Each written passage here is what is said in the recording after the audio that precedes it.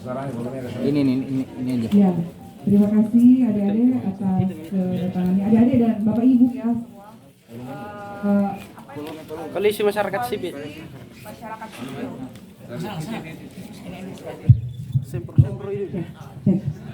Koalisi masyarakat sipil ya. Ya, terima kasih atas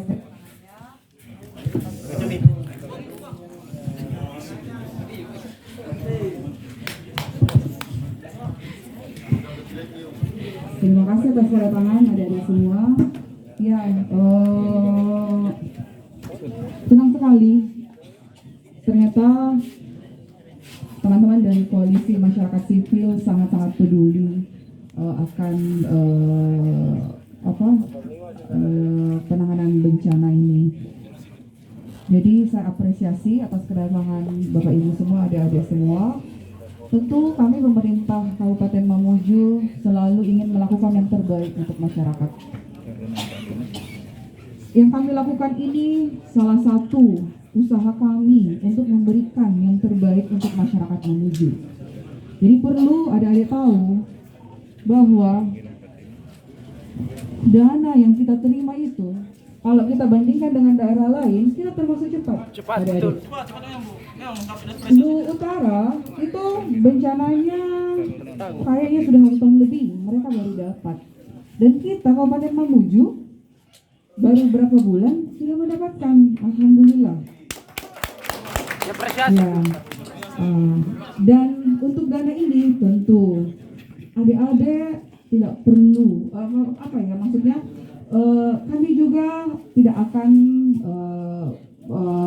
gegabah untuk penyalurannya ini, karena kita tahu bahwa hukuman mati yang akan didapat kalau ada dana bencana yang disalahgunakan itu, dan kami tahu semua. Terus kalau untuk penyalurannya kita akan salurkan secepatnya. Dananya itu belum turun ke Mamuju, tapi begitu semua syarat-syaratnya sudah dipenuhi, pemerintah dalam hal ini BNPB akan segera menyalurkannya. Iya, yang 209 miliar itu. Adapun data, kita itu sudah punya datanya. Jadi kalau kita bilang data itu disembunyikan, tidak ada yang disembunyikan. Buktinya kemarin kami kumpul kepala desa, kita serahkan data itu sama mereka. Itu. Begitupun juga kalau tidak salah datanya itu ditempel di balai-balai desa ya. Itu. Mungkin adik-adik yang kurang ini barangkali melihat ya. Tidak ada jaminan kesesuaian data dari desa kemudian data dari lapangan. Kalau kesesuaian data, jadi memang data yang dikirim itu yang sejumlah 11.000 sekian itu dikirim ke pusat itu per tanggal 25 Januari. Per tanggal 25 Januari. Dan itu di review oleh BNPB. Saya kemarin ke sana menyampaikan itu kenapa kita kirim data 11.000 sekian, kok yang di ACC cuma 9.000 sekian. Katanya itu karena kesalahan penginputan nomor induk KTP. Itu satu. Terus kedua, ada double. Jadi ada masyarakat yang punya 2 rumah, rusak rumahnya, tapi cuma satu yang ditanggung seperti itu. Itu salah satunya. Makanya kenapa yang keluar data cuma 9.000 sekian. Terus adapun data yang rusak berat, rusak ringan, itu kita akan ada tim yang turun, tentu akan ada tim dan melibatkan aparat desa, dalam hal ini kepala desa, lurah, perangkat desa, kepala lingkungan, tokoh masyarakat, tokoh agama, sehingga tidak ada terjadi konflik di daerah itu. Dan kita juga minta teman-teman adik-adik dari koalisi masyarakat sipil untuk turun mengawasi juga. Kami sangat terbantu kalau adik-adik turun langsung, kalau ada penyalahgunaan dana atau data, itu bisa langsung dilaporkan ke kami. Terus kalau adik-adik mengkhawatirkan bahwa jangan sampai yang data masuk itu cuma orang dekatnya kepala desa, tidak ada. Karena kita sudah kasih datanya bahwa ini datanya, silahkan verifikasi. Jadi sudah ada data yang mereka pegang. bukan data yang akan mereka ini sudah ada data, mereka verifikasi betul tidak data yang kemarin 1.500 sekian itu betul tidak, valid tidak. Nah, kalau yang kemarin yang di Boteng itu sudah divalidasi dan memang betul bahwa mereka sudah rusak berat. Kenapa dibilang rusak berat? Rumahnya hancur, roboh. Tim teknis apapun yang bisa melihat itu pasti mengatakan bahwa itu rusak berat karena roboh rumahnya. Adapun dari sekian data yang di Boteng itu, kalau tidak salah ada berapa itu? Enggak, 100. Iya, 100, iya. Dari 130-an itu mereka turun validasi kepada desanya dan perangkat desanya, ternyata ditemukan cuma 107 yang betul-betul rusak berat. Nah, yang data yang dari 130 sekian itu sisanya, itulah yang akan kita masukkan untuk data tahap kedua. Seperti itu adik-adik. Itu. Makanya kita buka posko di apa ini di pendopo itu untuk menampung semua data-data masyarakat yang memang belum terdata di tahap pertama. Kita sudah tidak bisa apa-apain di data pertama. Yang kita bisa untuk menginput lagi untuk tahap keduanya. Karena BNPB sudah berjanji sama saya bahwa Ibu Bupati silakan Ibu Bupati masukkan semua datanya untuk tahap kedua dan serahkan ke BNPB. Insya Allah kita akan usahakan untuk bisa mendapatkan lagi untuk data tahap keduanya. Nah itulah makanya kita ini turun verifikasi biar data tahap kedua itu tidak seperti tahap pertama. Gitu. Karena kan sudah diverifikasi. Kalau kemarin data tahap pertama itu saya kurang mengetahui gimana teknisnya kalau memang saya belum dilantik pada saat itu ya. Tapi kita yakin bahwa teman-teman yang bekerja itu mereka tidak ada keinginan untuk tidak mengakomodir semua, tidak ada. Seperti itu. Nah, jadi kita berharap mudah-mudahan tahap kedua ini yang sudah diverifikasi dan kita kirim ke BNPB lagi untuk bisa mendapatkan bantuan dari BNPB seperti data yang tahap pertama. Seperti itu adik-adik. Saya dulu sedikit Bu. Sebelum dilanjut. Kan ini sudah ada data penerima rusak berat. Ya. Bagaimana itu kalau ketika dicek fakta di lapangan rusak beratnya itu tidak rusak berat? Contohnya salah satu kepala Pak Darno itu masuk rusak berat, padahal pagarnya saja. Ya, jadi gini deh. Kepala badan. Nah, inilah nanti tim yang akan kita bentuk. Segera kita akan bentuk tim asesmen yang akan turun mengasesmen data-data yang sudah ada itu, yang 9.000 sekian. Jadi bisa saja ada rumah yang di datanya itu dia rusak berat, itu turun jadi rusak ringan atau rusak sedang seperti itu. Itu yang harus Ya. Nah, begitu Bu. Nah, itu yang seharusnya dilakukan di bulan Maret itu. Nah, jadi gini. Ya. Ya, jadi memang kita juga menunggu petunjuk dari pusat. Sudah ada itu, pasti sudah ada BNPB karena masa tanggap darurat ke transisi kemudian ke pemulihan. Dan ada aturan yang ini oleh BNPB. Nah, jadi tahap ini kita kan sudah dapat nih anggaran 200 miliar sekian. Nah, ini dalam waktu dekat kita akan bentuk tim, saya akan SK-kan tim dalam hal ini tenaga ahli ya yang mengetahui bisa mengasesmen itu beserta dengan perangkat-perangkat yang ada di desa dan kelurahan.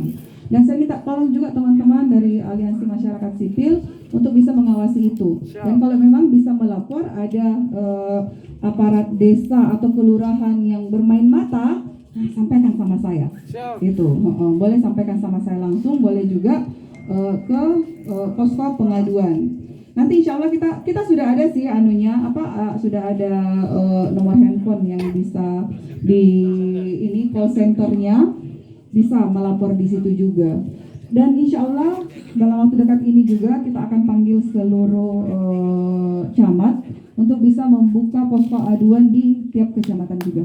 Itu seperti itu. Kemudian Bu, bagaimana kemudian soal masa transparansi anggaran ini Bu?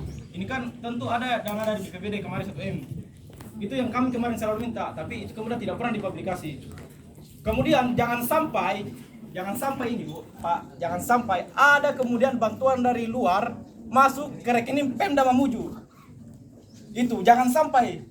Karena ketika itu kemudian muncul, malulah kalian ini. Jangan sampai kayak Pemprov 499 juta bantuan rakyat Indonesia. Jangan sampai, makanya butuh penjelasan mungkin dari Pak Sekda mungkin nantinya. Ya oke. Jadi seperti ini adik-adik. Semua itu ada pertanggungjawabannya. Kami juga tidak mau melakukan hal-hal yang melanggar hukum seperti itu. Boleh, nanti kita akan nanti saya minta sama teman-teman di BPBD datanya penggunaan dana 1 miliar itu ya. Itu digunakan pada saat bulan Januari ya. Januari Februari ya. Oh iya. Masih bicara, Bu. Iya, saya akan minta datanya. Seperti itu. Dan bagaimana Pak Sekda mungkin ada tidak? Sebentar Pak Sekda, sebentar saya dulu. Pak Sekda. Apa lagi tadi pertanyaannya? Persoalan stimulan Bu yang di pihak ketiga kan. Oh iya, nah, jadi gini. Aturan itu bisa di pihak ketiga kan dan bisa di swakelola. Saya mau swakelola. Nah, saya maunya saya. Jadi nanti teman-teman tim teknis akan meramu seperti apa teknisnya untuk swakelola ini. Jadi nanti jadi masyarakat jangan bilang bahwa dapat rusak ringan 10 juta, rusak sedang 25 juta, rusak berat 50 juta langsung splok masuk ke rekening. Tidak seperti itu teknisnya, teman-teman. Jadi ada tahapan-tahapan pencairannya. Pertama dulu 30%, silahkan perbaiki rumahnya, kirimkan buktinya, baru ditambah lagi seperti itu. Jadi memang harus dikerja, tidak boleh tidak. Nah, kita berharap dari anggaran 200 miliar sekian ini, setelah diverifikasi ada kesisahan, nah itulah kita bisa pakai untuk tahap kedua. Tapi kita harus kirim ke BNPB dulu. BNPB review, mereka mengeluarkan SK yang penerima, baru kita salurkan untuk tahap keduanya. Seperti itu adik-adik. Dia tidak bisa semuanya kita. Seperti itu. Ya. Apalagi? Kira-kira tim validasi ini Bu kapan turun? Karena kemarin di Maret itu seharusnya turun di tanggal 28, dilepaskan dari kodim kemarin karena sudah dilas sama Adra.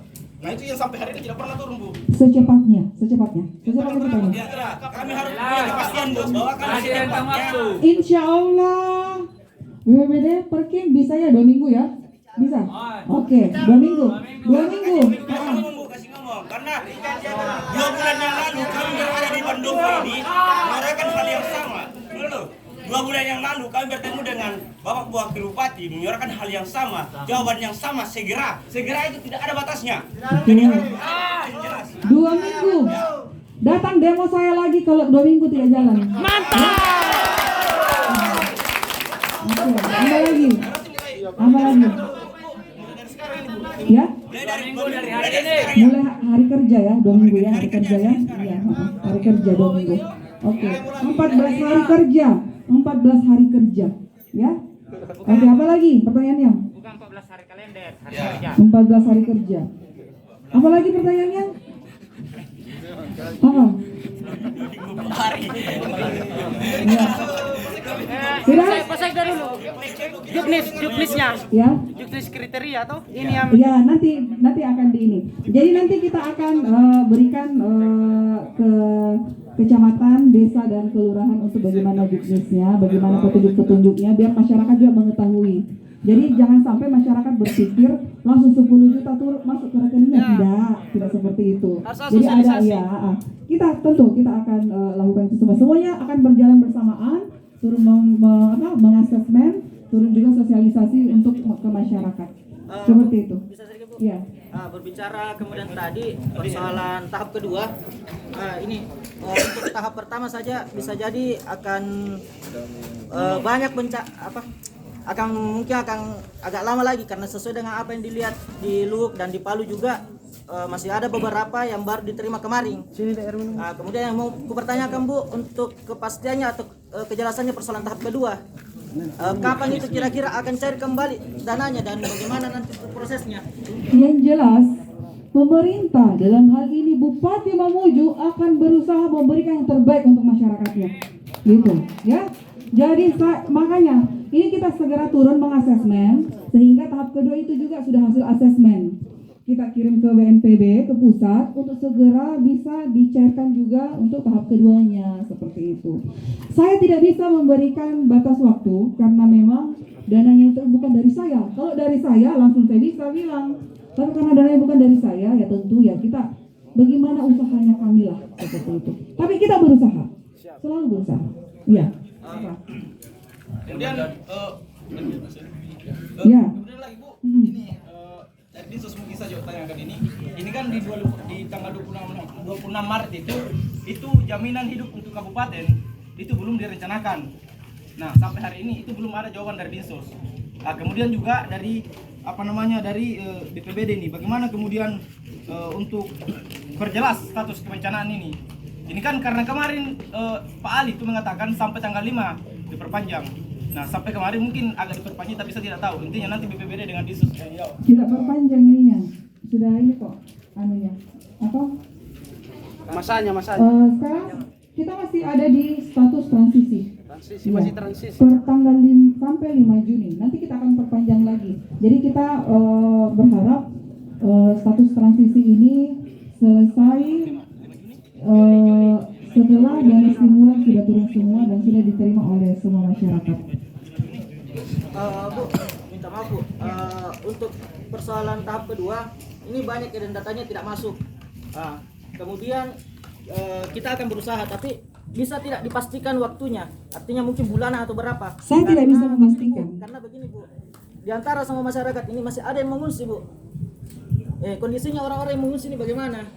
itu jadul. Karena itu juga dia tidak sesuai dengan data, lokalitas datanya.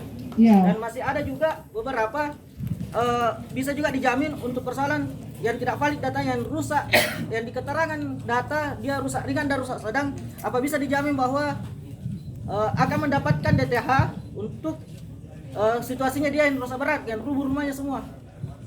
Ya itu makanya. Jadi DTH yang sudah ada. Jadi DTH yang sudah ada itu baru 2 miliar loh, bukan 4 miliar yang seperti adik-adik sampaikan. Iya. Itu. Yang saya mau pertanyakan yang divalidasi di data 1.501 atau 9.000? 1.500 kalau untuk yang DTH itu, bukan 9.000. Yang 9.000 bagaimana Bu? Iya Bu. Oh kalau yang 9.000 itu kan 9.000 itu sudah masuk rusak ringan, sedang dan berat. Nah yang dapat DTH itu cuma yang rusak berat. Makanya dari data 9.719 itu Bu, menurut Perkim kemarin itu yang akan divalidasi dan akan dipasang stiker. Iya betul. Yang Iya. kemudian akan mendapatkan DTA. Oh enggak. Nah, Karena maksudnya rumah rusak berat, rumah rusak berat. iya. Bukan yang 1.500 yang divalidasi tapi 9.000. Iya. Dari kecamatan itu yang kemudian masuk Iya nanti betul. kemudian pasang stiker. Betul iya. Dan itu juga Bu, persoalan data yang rusak berat tersebut yang ada di dalam yang tertera untuk diberikan terima DTH, masih ada yang belum terdata untuk rusak beratnya. Itu nanti akan divalidasi. Validasi nanti. Jadi bisa dijamin artinya untuk menerima juga DTH Bu.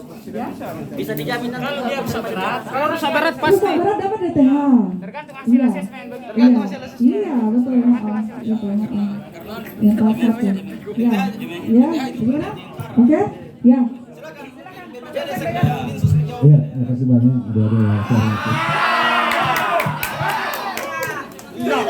Iya, apa yang sudah disampaikan Bu Bupati tadi sudah jelas. Untuk menyangkut masalah dana 1 miliar, ya, untuk dana 1 miliar itu yang dikelola langsung oleh BPBD, ya, BPBD sendiri yang mengelola, pertanggung jawabnya apa semua penggunanya ada semua di BPBD. Yang saya ingin jawab di sini adalah bantuan dari pihak lain, ya. Ada, ya. Yang pertama saya sampaikan bahwa terima bantuan sosial dari SKBN Gen 2 Kabupaten Mamuju itu sebesar 2 juta. Dan seperti itu nggak usah saya bacakan semua. Yang jelas yang besar itu adalah bantuan dari Panajam. Yang Bupati Panajam totalnya 1.250.000.000. Di surat pertama Panajam ini menyampaikan ke kita untuk membantu rumah rusak berat pada waktu itu. Setelah kami rapatkan, ternyata kalau 1.250.000 kita memberikan 50 juta per rumah, itu rumah cuma kena berapa saja? Ya, 200, ya sekitar 200 rumah. Nah kalau kita lakukan pada waktu itu akan menimbulkan keributan. Tentu akan ada yang dapat, ada yang tidak. Sehingga kami menyurat kembali ke Panajam, ke Bupati Panajam, bagaimana karena fasilitas yang ada sekarang ini seperti puskesmas pada waktu itu hancur apa semua, yang infrastruktur yang betul-betul bersentuhan kepada masyarakat, bagaimana kalau kita gunakan itu, dan Panajam membalas itu bisa digunakan, dan itulah yang dilakukan perbaikan untuk sarana kesehatan pada waktu itu.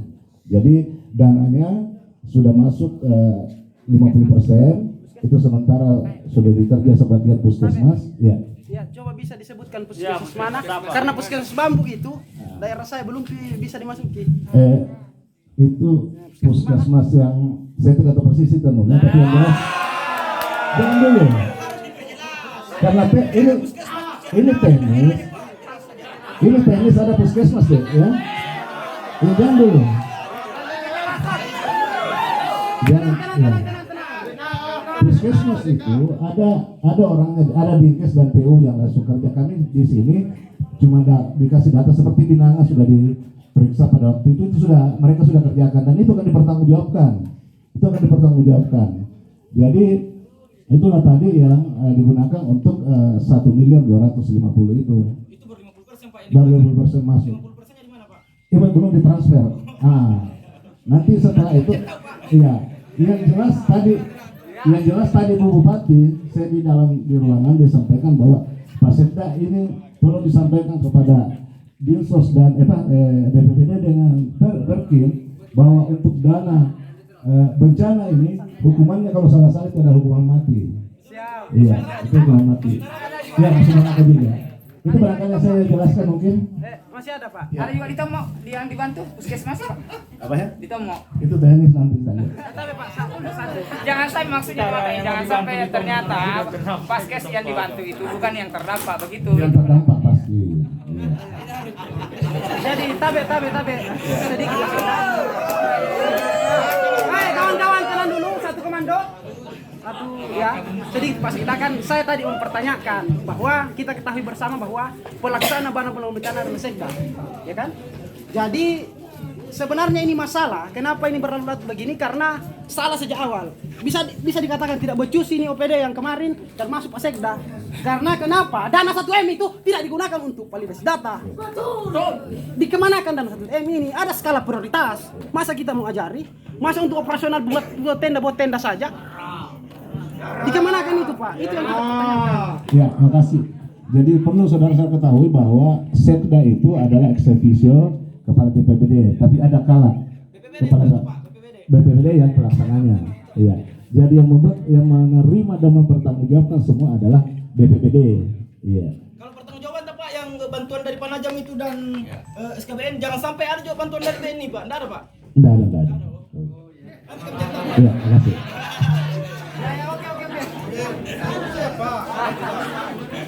Panjang ini Pak, ya oke. Ya, BPBD. Mungkin BPBD mungkin sebelum ke Baru. Ya, terima kasih. Assalamualaikum warahmatullahi wabarakatuh. Selamat sore, selamat siang dan salam sejahtera. Adik-adikku sekalian dan yang saya hormati masyarakat yang sempat hadir di sini. Jadi memang kami telah melaksanakan tahapan-tahapan percepatan pemulihan pemulihan dini bencana pasca gempa di Kabupaten Mamuju. Nah, tahap-tahap yang kami lakukan telah diuraikan tadi dari beberapa.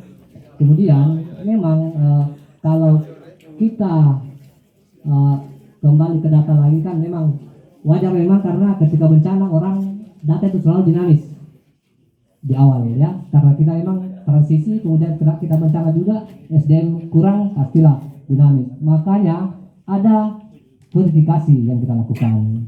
Nah, inilah 2 minggu ke depan kami akan lakukan, dan saya sangat senang hal seperti ini mensupport kami pemerintah. Kemudian yang akan kita lakukan ke depan adalah pertama mungkin kalau mekanisme yang saya uraikan ya, mekanisme penyaluran ya. Mekanisme penyaluran itu ketika masyarakat warga calon penerima telah menerima dananya di rekening, itu adalah rekening blokir namanya. Rekening blokir nanti setelah ketika kami cairkan 30% cair ya, ketika cair masyarakat kemudian membelanjakan untuk pembangunan ataupun rehab rumahnya. Dia rehab, kemudian kwitansinya, pembelian materialnya, kemudian upah tukannya diserahkan ke kami melalui tim fasilitator yang akan bentuk nanti.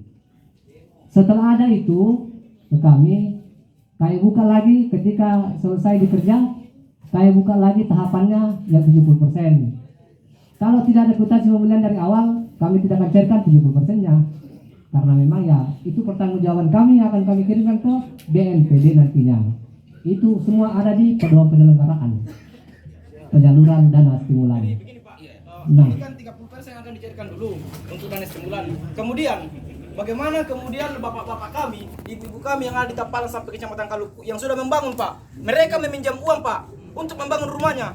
Karena mereka tunggu asesmen itu lahir di bulan Maret, tanggal 28. Kira-kira bagaimana, Pak? Sedangkan 30% yang akan dicairkan. Mereka saja, Pak, Lebaran kemarin masih di kamp pengungsian. Kasihan mereka itu, Pak. Kita di sini masih duduk-duduk. Iya, paham. Kemudian sebelum itu kan pasti akan membentuk tim teknis pemerintah daerah. Pertama ya, sebelum penyaluran, sebelum kegiatan pembangunan, tim teknis pemerintah daerah, kemudian tim pendamping masyarakat, TPM namanya. TPM itu unsurnya kecamatan, desa, lurah, tokoh masyarakat, itu TNI Polri, itu yang akan membackup kami, membackup teman-teman masyarakat, calon penerima untuk pelaksanaan pembangunan ataupun rehab rumahnya. Dan tim fasilitator ada, Pak, nanti. Tim teknis pun ada. Ketika pencairan di awal membutuhkan bobot yang akan diserahkan ke kami, ada tim teknis. Tim teknis menilai, jadi masyarakat itu membelanjakan saja, tetapi bobotnya dari tim teknis. Soal administrasi dilaksanakan oleh tim fasilitator. Operasional itulah yang kami akan lakukan nantinya. Yang jelas kami dalam tugas dan fungsi BPBD adalah pengawasan, karena uangnya cair di rekening warga calon penerima, bukan cair ke kami. Nah, makanya pengawasan itu sangat maksimal akan kami lakukan secara administrasi, secara akuntabilitas. Ya, mungkin kalau yang saudara tadi katakan tadi ada yang masyarakat yang telah membelanjakan ya, yang merehab ya, yang sudah merehab, nanti itulah fungsi-fungsi di TPM kepada masyarakat akan mengambil keputusan pada rapat-rapatnya. Kalau memang dia sudah rehab, kemudian kami minta foto-foto MC0-nya dengan pelaksananya yang terakhir, kwitansi-kwitansinya, materialnya, upah tukannya. Ketika kami diberikan, TPM mengambil keputusan untuk dibayarkan. Jadi tidak masalah kalau ada memang yang dia kerja duluan. Tapi ya pastilah maksudnya prosesnya tidak sama dengan yang belum bekerja. Saya kira itu.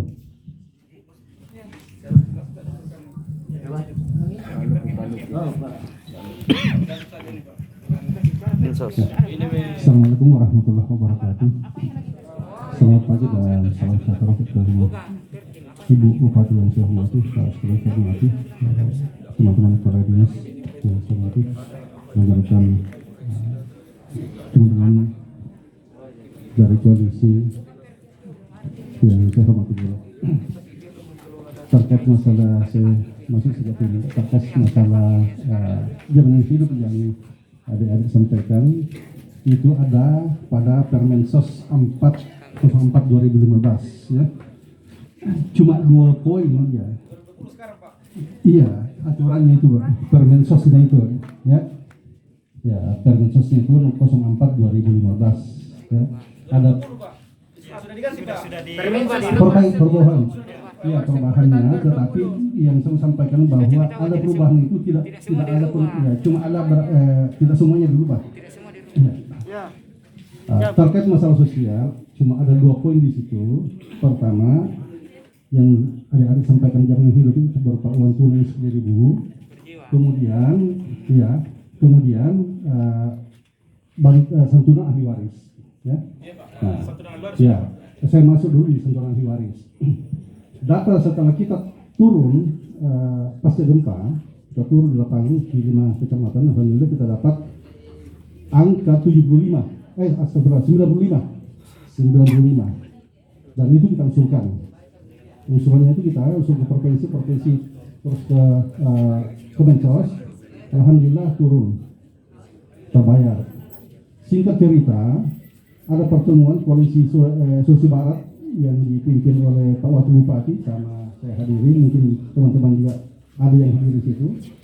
Muncul 3 kembali, Tapalan 2, Tapalan Barat 1. Saya jaminkan diri saya pada saat itu, silakan. Selagi Kementerian Sosial belum tutup itu, saya jaminkan. Alhamdulillah, setelah diusul bukan 3, menjadi 13. Ya, bukan 3 dalam pertemuan itu, menjadi 13. Setelah kita usul, yang 1 bermasalah karena tidak lengkap.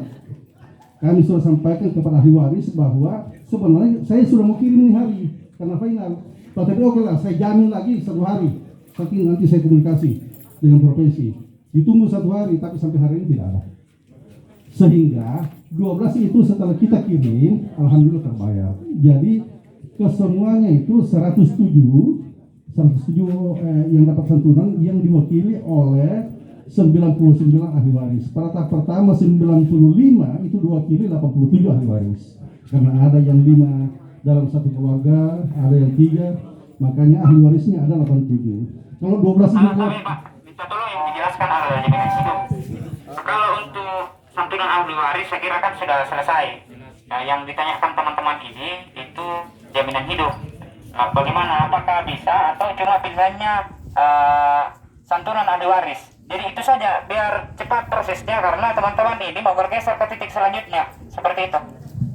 Artinya kalau saya tidak jelaskan tuntas, ada yang akan bertanya. Makanya kan 2 poin saya katakan tadi, saya selesaikan dulu 1 poin. Oke, lanjut. Ya, setelah saya selesai 1 poin, saya masuk poin kedua. Artinya selesai pun 1 ya, karena sudah terbayar semua. Saya masuk di jaminan hidup itu jaduk yang 10.000 per dia. Sebenarnya kami sudah mengusulkan kemarin, ya. Sebelum kami usulkan, kami kan ada rapat internal. Tiba-tiba Pak Dandim datang menanyakan tentang caduk yang ada di beliau itu yang dibayarkan secara sembako kemarin. Setelah lama kita mengusulkan, kita takutnya jangan sampai tabrakan, karena jangan sampai itu yang jaminan hidup yang datang dari Kodim yang dibagikan kepada masyarakat yang 10.000 yang jadi sembako, ya kan? Sembako, iya. Sehingga ya. Ada memang nabagi Dandim. Iya, itu. Ke desa-desa. Iya, ke desa-desa. Ya, itu ada sekitar 4 M ya, kalau salah. Ya. Sehingga karena kita anggap itu sudah jalan, jangan sampai tabrakan, karena kalau tabrakan itu usulan, jangan sampai kita disuruh mengganti. Itu yang jadi persoalan. Siapa punya uang mau diganti, dia mungkin saya mau melapor lagi sama Ibu Bupati, pas Ibu Bupati bilang, kenapa kok kirim ke saudara? Saya juga akan dapat marah, Pak. Ya, sehingga itu berjalan, sehingga dapatlah itu orang masyarakat yang dikawal turun oleh Babinsa, anggota-anggotanya Pak, dan itu turun pembagian itu secara sembako. Ya, sehingga kami tidak masuk di situ. Ya, karena saya pikir sudah berjalan yang dilakukan oleh Pak Dandim. Saya kira itu poin 2 yang saya sampaikan di media sosial. Terima kasih. Assalamualaikum warahmatullahi wabarakatuh. Waalaikumsalam. Oke. Ya, mungkin cuma itu Pak. Kemudian sebelum kita bergeser, saya sampaikan bahwa koalisi masyarakat sipil akan tetap mengawal. Kemudian masalah transparansi anggaran kami akan tetap minta ke depan. Mungkin dalam waktu dekat ini kami minta Pak diberikan itu saja. Masih seperti ini Bu. Janganlah. Insya Allah ini. Ambil dulu nih.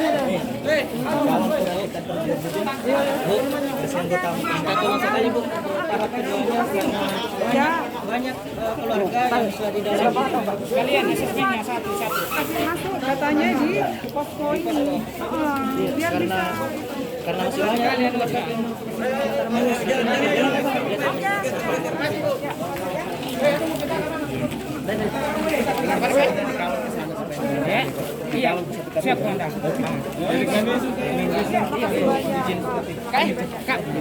Saya langsung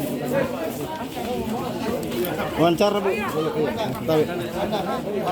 Kemarin Forkopimda termasuk Perpimda Bogor sudah melakukan konferensi pers dan menyatakan bahwa tidak bisa ada penggantian nama yang sudah dikirim oleh Perkim. Tapi nyatanya kami dapat di lapangan di salah satu kelurahan bahwa itu ada penggantian nama yang ditandatangani oleh Bapak Ibu Bupati sendiri. Bagaimana tanggapannya Bu? Yang penggantian ada sebentar saya kasih lihat datanya di sini. Bahkan kita menjelaskan kemarin melalui konferensi pers bahwa tidak akan bisa diganti. Nah sementara kami dapat di sini ada penggantian dan ditandatangani oleh Ibu Bupati. Sebentar bisa saya di sini.